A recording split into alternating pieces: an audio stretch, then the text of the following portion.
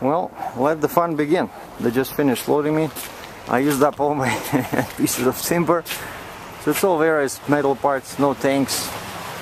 Because I was late, so the guys before me took all the tanks. These are just the parts that were going with that big machine, kind of something for mining industry. Yeah, a whole bunch of stuff. Now I'm gonna start strapping and chaining and sweating and earning my keep. Well, it's about a couple of hours later, maybe slightly less, and the load looks like this. I don't like this skid too much because it's not exactly, designed for a flatbed, so I put an extra chain in here. And I know this doesn't last too long, and look at the skid.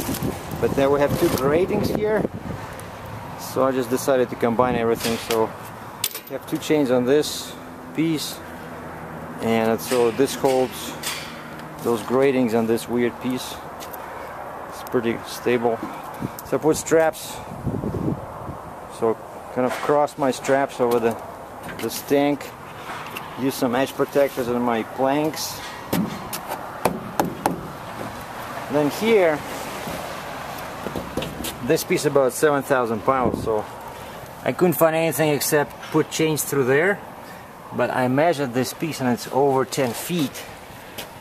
And federal regulations say that you have to use 3 tie downs on a piece over 10 feet long, which is not blocked from the front movement. So that's why I put this extra chain in here. So I use all my timbers.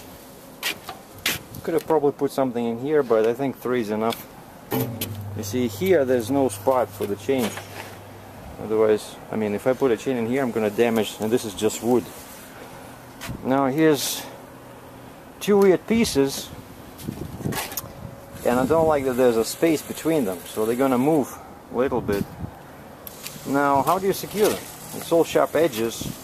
I put 2 straps here, and of course this piece, it's not exactly a perfect spot because this piece might bend, so I didn't put too much pressure on these. And I use a piece of fabric over there. But this is tall, right? And this is all steel, heavy, so I put a chain in here. And then on second thoughts, I put another chain in here, just with binders. So I think this should be okay. And then this piece, it's kind of a pain in the neck too. It's not too heavy, but it's weird. Weird shape, has weird shape. So I just did a loop in here with the chain so that this piece doesn't move. And see, this is kind of all the weight is on that side, so these timbers are, see, this is pretty tight, but I don't think they're gonna move anywhere because there's a chain in there, there's a chain in here. But I'll just check.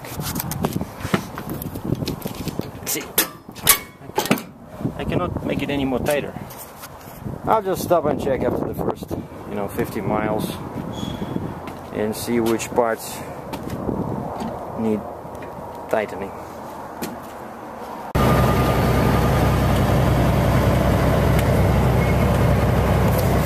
Well, I'm driving on Mountain City Highway number 255. It's a 2-lane highway that connects Elko, Nevada and Interstate I-80 and Boise, Idaho and Interstate I-84. Otherwise there's too much of a detour, so I'm just going basically straight north,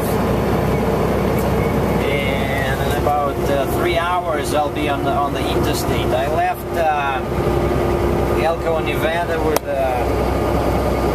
kind of low on fuel, but this is a very light load, and I'm driving like 56 miles per hour really slow, so hopefully I'll be able to reach what is it, either Mountain Home, Idaho, where they have a pilot, or Boise, Idaho, there's a TA truck stop, and I have exits written down here.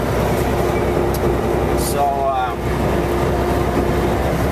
and the terrain is like, totally lifeless. It reminds me of Texas or California. And actually, when I was in the army in the Soviet Union, I did my 1.5 years in Azerbaijan, and it looked like this. The terrain was kind of like this. There's small shrubs, hills, mountains in the distance. So I feel like home.